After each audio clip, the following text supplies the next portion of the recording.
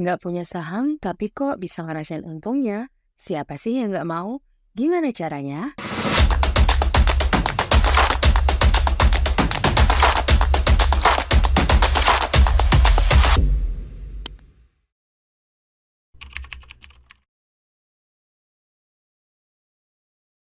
Kalau biasanya kita dapetin capital gain atau keuntungan saham dari selisih harga beli di bawah dan jual waktu harga sahamnya udah naik, berbeda nih sama short selling. Yang mana strategi trading ini memungkinkan kita buat dapetin keuntungan justru waktu harga sahamnya turun dengan cara berspekulasi pada penurunan harga tersebut. Nah uniknya, short selling ini bisa dilakukan walaupun kamu belum punya sahamnya. Jadi istilahnya pinjam saham dulu gitu ke pihak lain, dalam hal ini broker atau sekuritas. Biar lebih gampang, gambarannya begini. Bayangkan nih, misal di bulan depan ada rumor rilis iPhone 16. Katakanlah kamu udah paham sama strategi short selling ini. Akhirnya, buat manfaatin peluang tersebut, pinjamlah kamu iPhone 15 adikmu dengan harapan harganya turun di 1 bulan kemudian. Karena biasanya kan kalau ada rilis seri terbaru, seri lama harganya akan turun. Tentu dengan persetujuan nanti 1 bulan lagi dikembalikan dalam bentuk tetap iPhone 15 meskipun HP-nya berbeda. Selanjutnya nih, kamu jual si iPhone 15 tadi. Dapatlah di harga saat ini katakanlah 15 juta. 1 bulan berselang, iPhone 16 beneran rilis nih.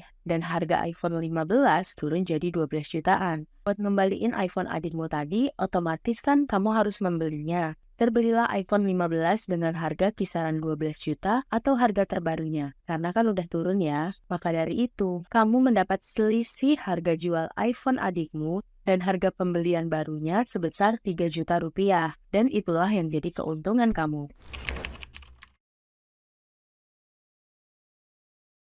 Kelihatan gampang ya, tapi tunggu dulu. Di balik potensi keuntungannya yang besar, tentu ada risiko dari short selling ini. Yang pertama, potensi kerugian nggak terbatas. Saat kita melakukan short selling, kita menjual saham yang dipinjam dengan harapan harga saham tersebut bakalan turun. Tapi kalau ternyata tebakannya salah, harga sahamnya justru naik setelah menjualnya, ya mau nggak mau, buat ngembaliin saham tersebut, kita perlu membeli kembali sahamnya dengan harga yang lebih tinggi dari harga jual awal.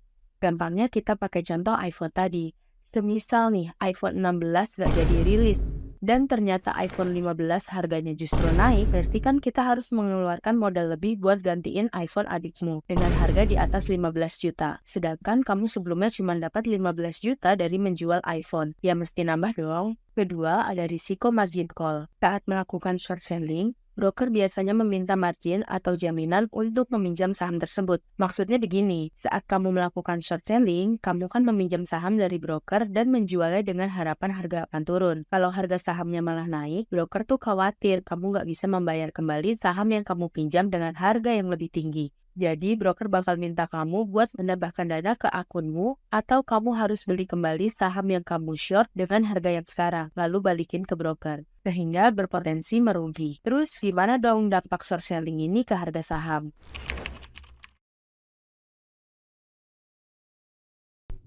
Sebenarnya di Indonesia praktik short selling ini tuh udah sempat ada, tapi di tahun 2020 diberhentikan buat mencegah kejatuhan harga saham lebih dalam akibat pandemi. Loh, terus sebelum 2020, seberapa ngefek sih short selling ini? Kok mau diberlakukan kembali?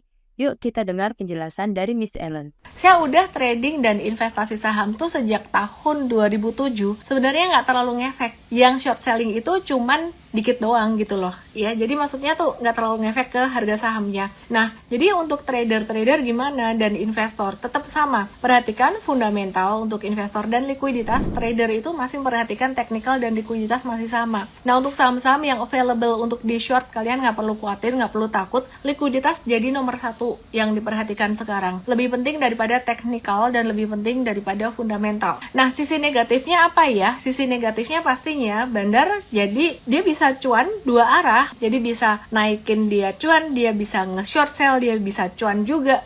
Tapi sebenarnya tanpa short selling pun si bandar atau market maker itu dia juga bisa cuan ketika harga saham turun. Kenapa? Karena dia bisa buyback di bawah gitu. Terus mungkin dari kalian ada yang berpikir berarti short selling tuh bisa bikin suatu saham jadi sisa all time high dong. Karena saat di resisten akan ada big money yang melakukan short sell dan pada saat come date juga demikian. Ingat bahwa saham yang all time high tidak ada resisten. The sky is the only limit. Artinya kalau ada yang mau short sell pasti akan menunggu tanda-tanda potensi pembalikan arah harga saham mau turun. Seperti price and volume yang divergen atau kenaikan harga saham udah signifikan lebih dari 60 derajat. Memahami pembalikan arah harga saham lainnya dan strategi trading dibahas lebih lengkap di workshop Super Trader. Gimana dengan big money yang short sell saat come date atau ex date? Biasanya buat saham-saham yang bagiin dividen dengan yield besar kayak saham batubara, bakalan koreksi sebesar yieldnya ketika ex date. Tapi habis koreksi tuh ada juga yang sahamnya langsung naik. Ingat, harga saham tuh ditentukan oleh demand and supply. Plus, sebagai seorang trader, kita harus melihat tren saham tersebut lagi uptrend, downtrend, atau sideways.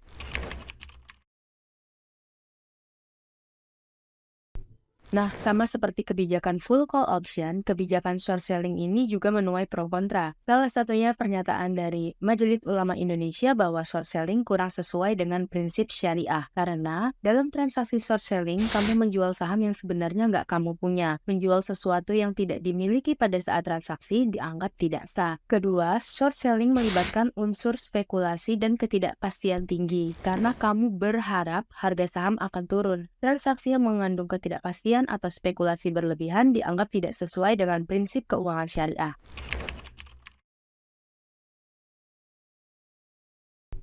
Jadi, apakah short selling menguntungkan atau justru bikin boncos? Jawabannya tergantung pada strategi dan toleransi risiko masing-masing trader. Di satu sisi, short selling bisa memberikan peluang keuntungan saat harga saham turun dan meningkatkan likuiditas pasar. Tapi di sisi lain, praktik ini juga dianggap bisa mempercepat penurunan harga saham, berpotensi memicu spekulasi yang nggak sehat, dan menimbulkan risiko kerugian yang besar bagi trader. Dan buat pemula, nggak disarankan melakukan short selling karena risikonya tinggi. Pahami dulu strategi trading supaya kamu nggak kena pom-pom atau jebakan bandar di workshop Super Trader bareng Miss Ellen May. Daftar dengan cara scan barcode yang tertampil dalam video ini atau silakan ke supertrader.id. Salam profit!